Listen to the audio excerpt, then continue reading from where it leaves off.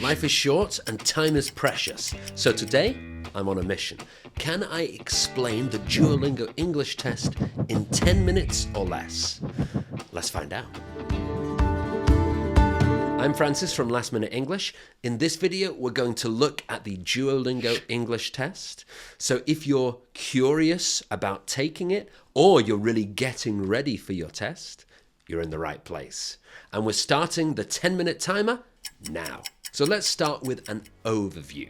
The DET is an online English exam that tests your English level, and people take it for one of three reasons: to get a visa, to study abroad, or to get a better job. So DET is becoming more and more popular, and there are a few reasons why. First of all, it's special because it changes depending on the person who's taking it. So it will change the order and the difficulty of the questions depending on you. Unlike other tests, similar questions aren't grouped together. So you never know what question's coming next. And some questions might feel very easy, some might feel very hard, and that's normal because the difficulty changes through the test. Something very unusual, the test doesn't have a set number of questions. It finishes when the system is sure about your score. And the DET has a very big question pool, so it's unlikely that you'll see the same question twice, even if you take the test again. So let's take a look at the structure of the DET exam, and we'll start with the introduction.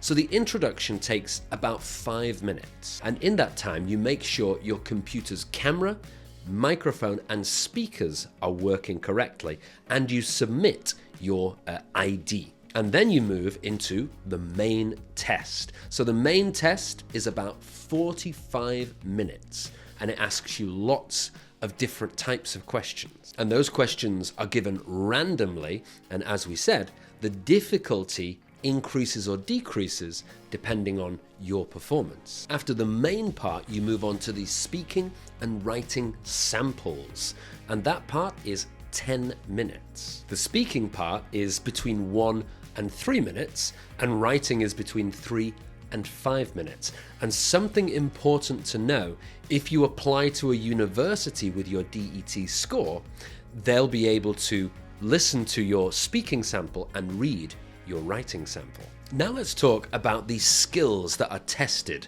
in the DET. So it's designed to test your reading, writing, speaking and listening score, but it's not like the IELTS exam or other exams like TOEFL, where it gives you a score for those four.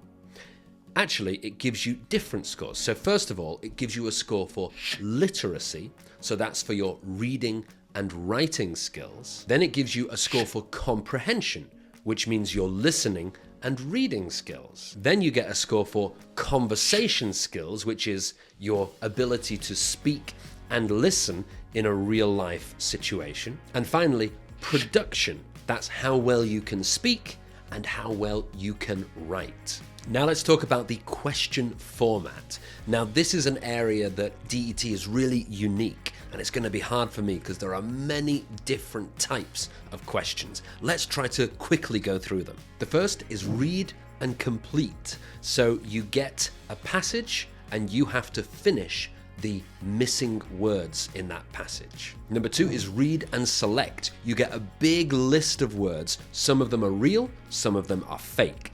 You choose which ones are the real English words. Number 3 is listen and type. So you listen to someone speaking and you have to type exactly what they say. 4 is read aloud. So you get some writing on the screen and you have to read it into the microphone. 5 is write about the photo. So you get a photo on the screen and you have 1 minute to write something to describe that photo.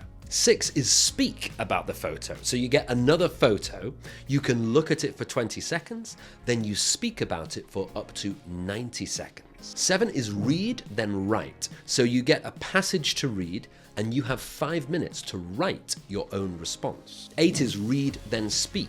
So you get some kind of prompt like a question, you have 20 seconds to think about it, and then you speak for up to 90 seconds. Then 9 is listen, then speak. So you listen to a question, You think about it for 20 seconds and then you speak your answer. 10 is complete the sentences. So you get some sentences with missing words and you can choose which word is best for each space. 11 is complete the passage. So you read 2 sections of a passage and there's a gap in the middle. You have to choose which sentence is the most suitable for that gap. 12 is highlight the answer. So you get a question and you have to read the question and highlight the best part of a passage that answers that question. 13 is identify the idea. So you read a short passage and you have to choose which of several ideas represents that passage. And 14 is title the passage, which is kind of similar, but you choose which is the best title for the passage that you've read. Then 15 is listen and respond. This is more complicated, and it's good to do some practice of this one because you have to listen to a question, you choose the response, and then it becomes like a conversation. You listen to something else, you choose the best response, listen again, choose the best response. So it's kind of like a conversation. And then 16 is connected to 15. 16 is summarize the conversation. So you have to remember what you talked about and write about it to explain that conversation for 75 seconds. And finally, the last 2. So 17 is the writing sample. So you have 30 seconds to read some text about something, and then you have 5 minutes to write as much as you can about that topic. And finally, the speaking sample. Again, you read some information for 30 seconds, and then you're going to speak about it for up to 3 minutes. Now that's a lot of information very quickly. But if you want to know more about those different question types, make sure to subscribe because we have lots of videos coming soon all about the different questions in more detail. And then the final thing to talk about is the score. So your score will be between 10 and 160. 160 is a perfect score. Now most universities, for example, they'll ask for maybe 110, 120, somewhere around there. And when you get your score, you'll get a link with a digital certificate and you can share that with either for getting your visa or for applying for university or to prove your English for a new job.